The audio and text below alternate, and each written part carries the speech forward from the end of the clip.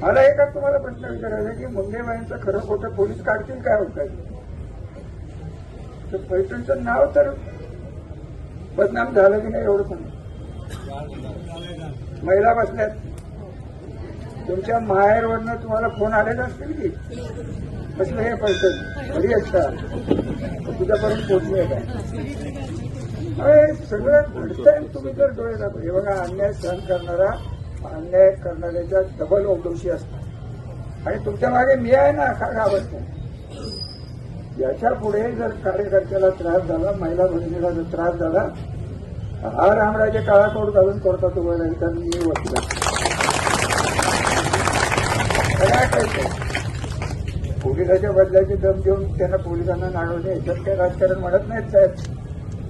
आणि हे सगळं झालं 19ला देवेंद्र फडणवीस, अजितदादा पवार, संजीव राजे, अनिल राजे आणि मी आणि ते जयकुमार गोरे साहेब आत्ताचे मंत्री आणि हे माजी खासदार एकत्र बसून 24ची इलेक्शन एकत्र करायची का मी तेव्हाच विचारली.